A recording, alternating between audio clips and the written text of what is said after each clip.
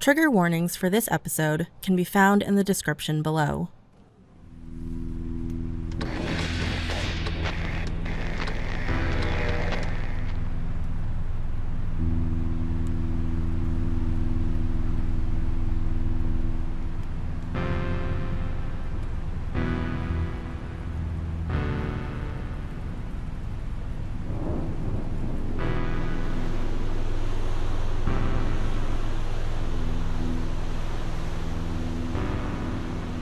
Leftovers at the End of the World, Episode 7, What You Eat.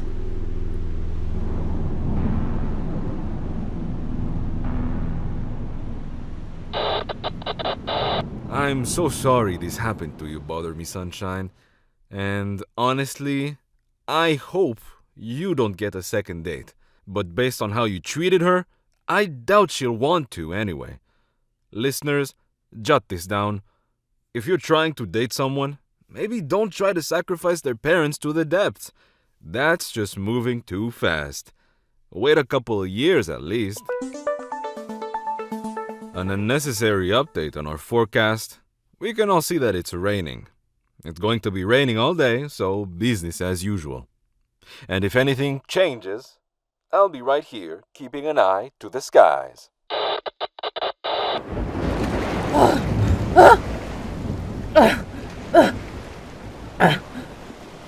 Need a hand? No.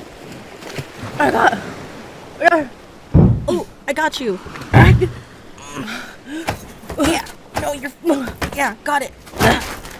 Oh. Oh, you okay? Am now. Just in time. Thanks. I'm just glad I was close. What happened? In a sec. Right, sorry. Go catch your breath. Give me a second. I'll run and grab you a towel. I'm just gonna keep laying here. I got two, but did you want one for your hair too? Ha ha, very funny. I don't have hair, but Here.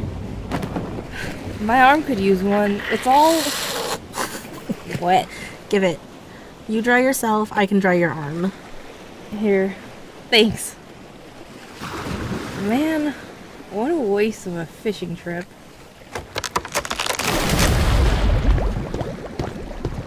The hydrangea! What number is this one now? 4? Lena's gonna kill me. Well, I mean... You can't even pretend like she's not. Your wife scares me. No, she doesn't. No, she doesn't. But I can't say that she'll be happy about it either.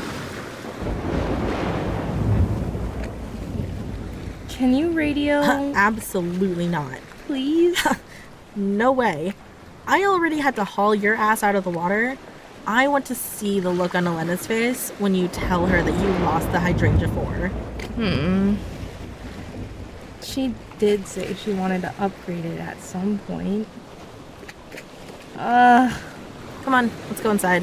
The sun's starting to go down a lot faster than I thought. Plus, I don't like the look of those clouds. Right.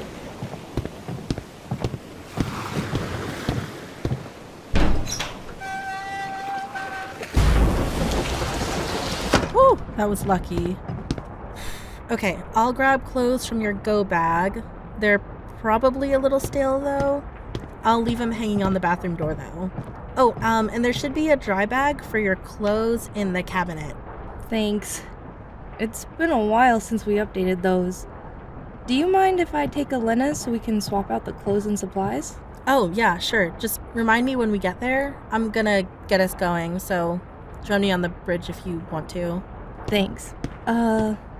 Fill me in on El Saguaro's news? I'll just turn it up so you can hear. Thanks.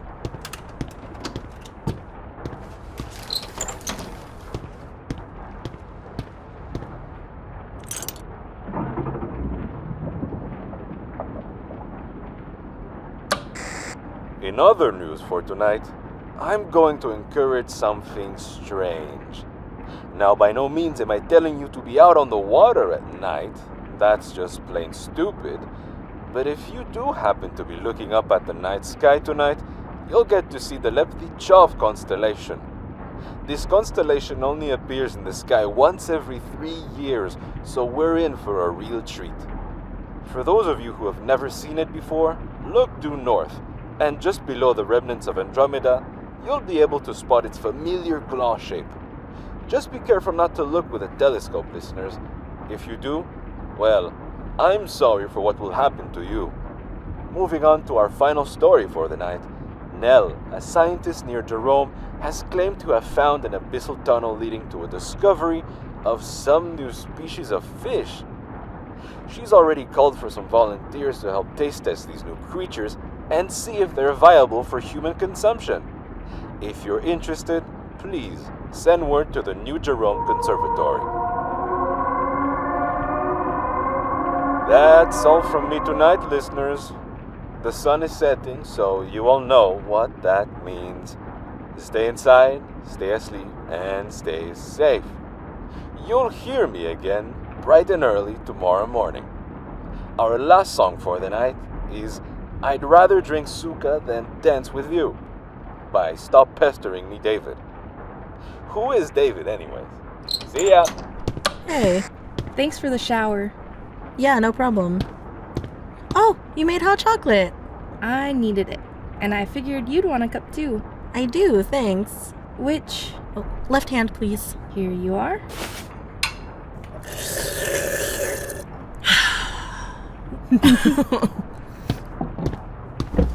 So, What? what happened? Look, I'm running low on stock. Hunter hasn't been very reliable lately, so I thought I'd just leave the stall to Lynn for the day while I went out. So what went wrong? Everything, clearly. But it was fine for the whole day. Until it wasn't. Yeah, until it wasn't. This was supposed to be my last catch of the day, and I was going to come home with enough for at least 2 days of decent trades. Which I did, by the way. Well, something down there is gonna eat well. Or something large will have a good snack. Or that. Anyway, what happened? I saw a shadow swimming under me. I mean, that's nothing new, but this shadow? I've never seen a shape like that before. It was about the size of a teenager or a large child, pretty sure. Children are like babies, small, medium, large, teenager, grown up, right? Probably. Sounds right to me. Yeah. So I couldn't make out any real details, which means it must be down pretty deep. And if that was the size of the shadow, well, then could you imagine the size of the actual creature? With a catch like that, I hoped, it would be a damn good trade. Oh. You see where I'm going with this? Yep. Stupid me. I started to get greedy, and of course I couldn't just leave it alone, so I grabbed my largest net and tossed it into the ocean. Yeah, of course you did. I thought it was gonna be easy because it was like right there, but when I looked over the side, it just kept circling around. Didn't even get in the net, but you know, fishing is all about patience. And I brought that little radio you fixed for me, and the mittens I promised Elena I'd finally finish. No! What? The mittens are also at the bottom of the ocean. Oh, damn. How long did it take you? Almost 2 weeks! Now I have to start over. Oof. I wish I could help, but these hands don't do that. Ugh. Anyway, it took 30 minutes for me to feel something yanking at the net. More than a yank, actually. It was seriously rocking the boat. Water was splashing inside, and I knew the thing had to be huge. I got really excited because, imagine, coming home with something that massive? Everything I caught wouldn't even compare to this one fish. It was that strong? Yeah, it was enormous. So what'd you do? So, I'm rushing to the side of my boat, and I'm strong, right? But this thing, it was biting me. I felt like my arms were gonna get ripped off. I felt like one of those super buff, ancient fighting guys with the spears and shields. Gladiators? Yeah, those! It was fighting me so hard, but me versus the fish, I'm stronger. I hauled the thing over the railing, and it got me good in the face with its thrashing. Oh, I was wondering about that bruise. You weren't gonna ask? I mean, I was eventually, but I figured you'd tell me first. Yeah, well, now you know. Pretty good for a fish, except it wasn't a fish. It wasn't a fish? Nope. Not even close to being normal. I took a good long look and I was horrified. The creature's face wasn't looking at me, but all I saw was skin. It was an off-white color with deep green veins that bulged out. It was covered in old scars that looked a bit like it got struck by lightning. The arms and legs were definitely human, but they weren't attached. What do you mean? You know how we have sockets? Places where our arms and legs just come from? Yeah. This creature didn't have any. The arms and legs just sort of came out of the body. Like, whoever made the thing knew humans had limbs, but didn't know where they went. There were too many fingers and toes coming out of all the wrong places. I swear, I thought I dredged up a dead body. Well, did it die when you got it out of the water? Nope. That's how I knew it wasn't dead. It was moving, flopping around like it was an actual fish out of the water. The way it thrashed around, it was denting the deck. Not that it matters now. So you dredged up some poor person? Yeah, I thought I did. So I grabbed the net to try and cut them free. That's when I knew for sure it wasn't human. The initial look wasn't enough for you.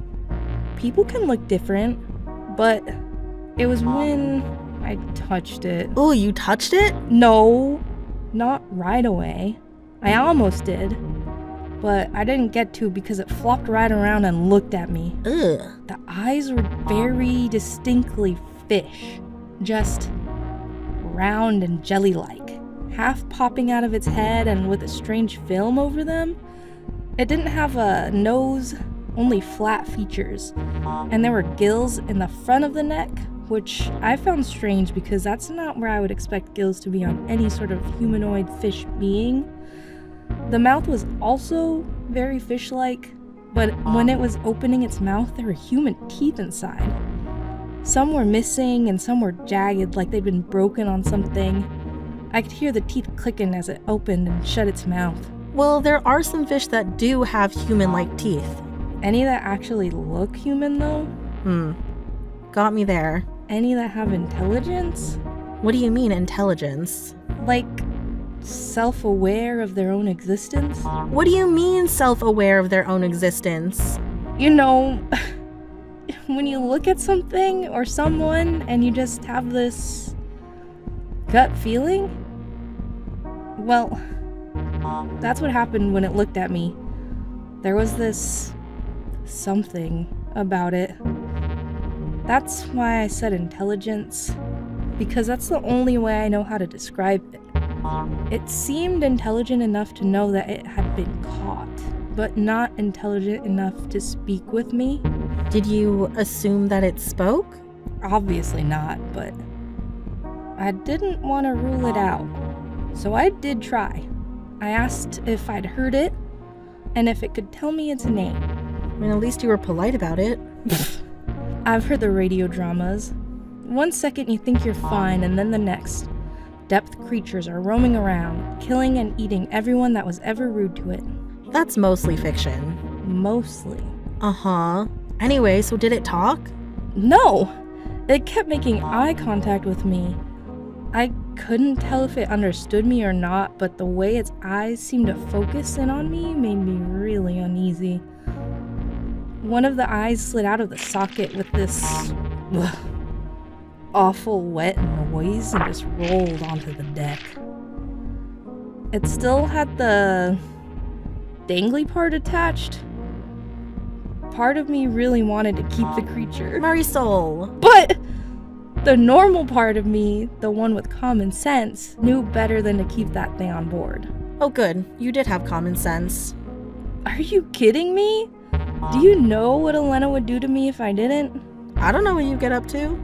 Anyway, I already had the knife in my hand, so I was just going to cut it free. There was no way I was going to try and untangle that mess. It had flopped around so much that was going to be impossible anyway. So I knelt down with my knife and I saw fear flash through the creature's eyes. Way to make me feel like a monster. But I did my best to soothe it as I told it that I was only trying to free it.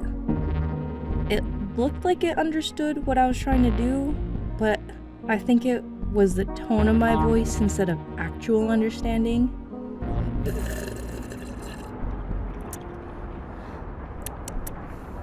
Nah, it's empty. Done with your mug? I can bring it back to the kitchen. Oh yeah, I'm done, but it's fine. You can just leave it on that shelf over there. Okay. We'll keep going. Did it do that thing where it freaked out when you actually started cutting the net? Actually, no. It didn't move even after I freed it and trashed the net. It just laid there and breathed at me. I saw how tight my net had been because it had rashes and indentations all over it. I got a better look at the thing and it was so fleshy. Like someone had just taken a human with no bones and mushed it all together into a lump. I stared at it for like 10 minutes or something, just trying to figure out what it was. And guess what I realized? What? If it was a fish, then it probably has no way to stand, even though it had arms and legs. Cosmetic appendages or something. So what did you do with it? Get it back over the edge. What else was I gonna do? I've never had to wrangle a whole fish, person, blob thing before. It didn't help that person, or not person, had had no experience being out of the water. Even if I could communicate with it, I don't even know if it would understand what walking is. I could show it what to do, but that seemed insulting. So what, you just picked it up? What was that like? The thing was heavy. Way heavier than I thought it would be. But I did my best, and I attempted to roll it over the side of my boat and back into the water. And when I touched the creature's skin, I realized that it was sticky. Ugh, sticky how? It was like sinking my hands into a bucket of tar. It was disgustingly warm and slimy. There was a strange smell too, like rotting meat. My hand sunk into the flesh like it was trying to absorb me. I freaked out and tried to yank my hand out, but it wouldn't unstick. I tried to brace myself against the railing and let gravity help, but gravity worked, but not in my favor. Because the thing was so slippery, it went sploosh right over the side, and I went with it. Oh shit. Yeah. We both hit the water, and I swallowed so much seawater. I was choking, but also trying to hold my breath and not die. My face and lungs were burning. And on top of that, I was praying that the water would unstick us. But the water didn't help. It felt like it was making it stronger. I was glued to the creature, and the more I struggled, the harder it was to move. I felt like the victim of the world's worst, gooeyest, and fleshiest spider. How? It gets worse. Worse than getting absorbed by an underwater flesh creature? If I could curse out loud underwater, I would've. That thing just went zoom and took off with me attached to it. Gods, what?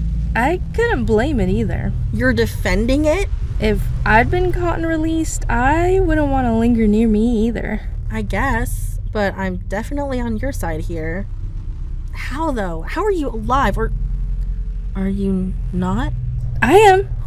Don't worry.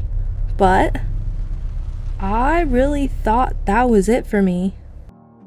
I remember screaming as it dragged me through the water. I felt so helpless because I couldn't do anything except struggle and stay alive. The creature wrapped its arms around me, and it wasn't just with the arms either. The flesh just sort of cocooned around me like a hug. It wasn't squeezing me, just holding me, and kept pulling me down.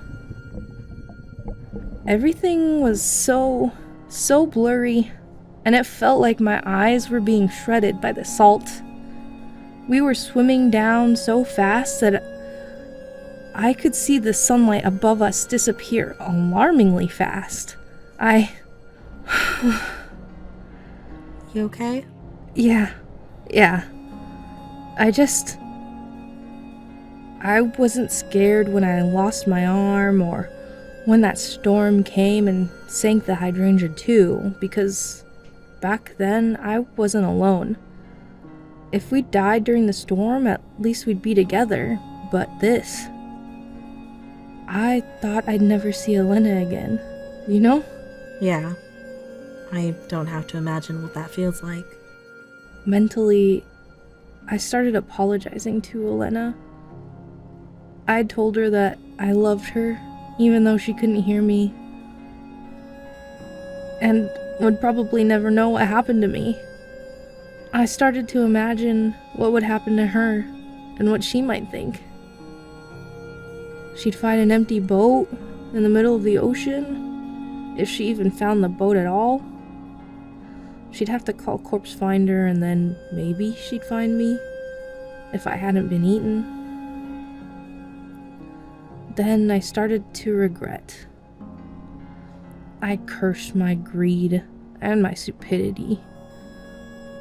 Why did I have to cast my net in the first place? I should have been satisfied and gone home. I'd be with her already. But there wasn't anything else I could do, so I just shut my eyes and waited for death.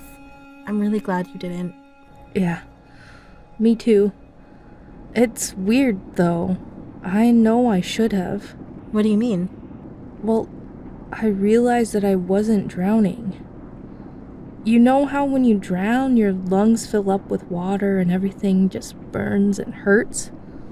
Well, that didn't happen to me. But earlier, you said you could feel your lungs burning. Because I could. That's what happens when you swallow seawater. And I know what drowning feels like, so I know what that pain is supposed to mean and what it eventually leads to. But I wasn't feeling that, and so I stopped struggling. I just opened my eyes. It wasn't killing you? I wasn't sure, but once I realized I wasn't drowning or dying, I felt really calm. It's strange, I know, but I was. I just watched as the water rushed past me, as the creature kept dragging me into the depths. The water actually felt nice when it was rushing past me. We were going too fast, but it was such a soothing sensation. If I had hair, the water would probably be tangling it. But the sting of the cold water didn't feel so harsh. Are you sure there wasn't some kind of anesthetic in that creature's body, luring you into a false sense of calm before, you know... There probably was, but it wasn't trying to, or maybe it was. What do you mean? We were so far down that it was dark all around us. I thought the pressure was going to kill me, pop me like an eyeball. But it didn't. And eventually, the creature did stop. It unwrapped its flesh from around me, and I felt my fingers unstick from its skin. The only thing I could see were its eyes looking at me. I wasn't sure if there was an understanding or if it was trying to speak to me. It felt like it was trying to prove a point, and I have no idea what it was. We just floated together in the middle of the depths. And then it swam away. Well, that's it? It just let you go? Yeah, but But? I don't know. It had this expression. I can't get it out of my head. Expression? Like it expected me to die, I think. I think it was surprised that I didn't. You not dying, it was a surprise to it? So it did expect to kill you. That's what's confusing. That's really weird. I know.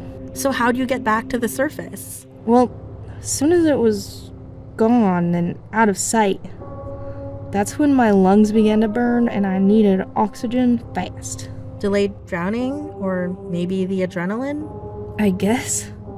I had no idea how deep we were or how far away from my boat we'd gone, but I knew if I didn't swim, I'd die for real. I felt like I was learning to swim for the first time because I was just kicking my arms and legs. As long as I was going up, it was fine. I'm not stupid, though. I tried to override my survival instincts to swim fast so I wouldn't get decompression sickness, but if I was going to die anyway, I'd also rather die with my face in the sun instead of in the depths. But you know what I was thinking while I was swimming? No, what? What the creature was feeling when I dredged it up? If its lungs were burning the same way that mine was, did it think that it was going to die? It must have, right? There was enough intelligence in those eyes for it to have some kind of sense of mortality. So, when it dragged me down, it was just teaching me a lesson. That seems like an interesting train of thought. Based on its surprise, though, I don't think so. Yeah, even I know it's far-fetched. But I didn't die, which is nice. You did decompress, right? Yeah, I did. You don't have to worry about me suddenly dying on you. I swear. When I finally reached the surface, I've never cried that hard in my life, except when I got drunk that one time. But let me tell you, air after not drowning tastes so damn good. Yeah, I bet. I didn't even care that when I looked around me, I saw nothing but open ocean. I saw a glimmer of the Hydrangea 4 in the distance, which was the best damn view I'd ever seen. Near death kind of makes everything seem nice. Even that 20-minute swim that it took me to get back was nothing compared to almost dying. So how did the Hydrangea 4 sink? Well, I fully expected to just climb in the boat and just go home. But that didn't happen.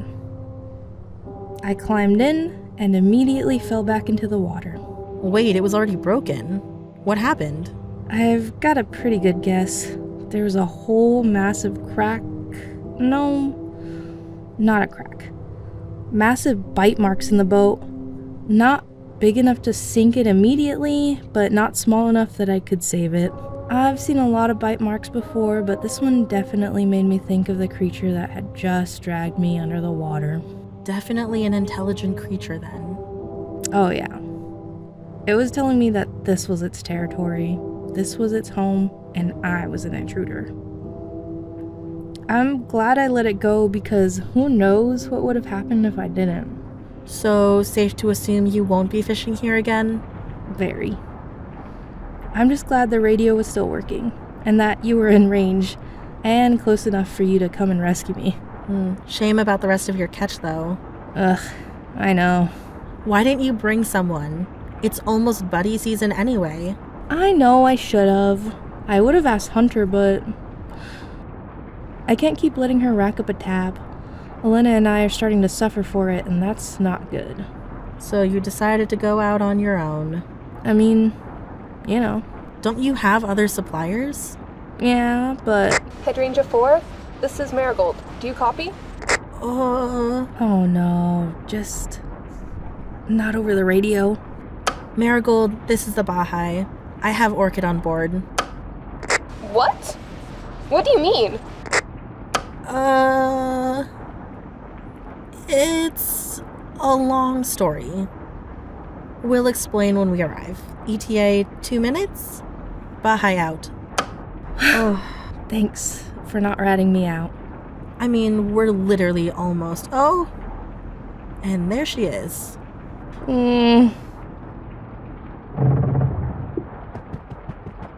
Ah, damn, she's fast. ¿Qué diablos pasó? Explícate. Elena, I'm sorry. I was careless and I lost the hydrangea 4, but Anak was there to answer my SOS. Cassie, and why didn't you radio me? I was worried. The sun went down and you weren't home and... I know. I'm sorry. I was too embarrassed and I wasn't sure how to tell you. And you? Why didn't you radio me? I mean, technically... Earlier. Oh... Okay. Okay. Thank you for bringing her home. Mm-hmm. Let's go home, and you can tell me what happened. I like that very much. Anak, come by tomorrow morning for breakfast, okay? Come by tomorrow morning for breakfast. Okay. Yep. See you tomorrow. Oh, don't The forget. go bags. Yes, I remember. Thank you. Again. We'll see you tomorrow. Bye.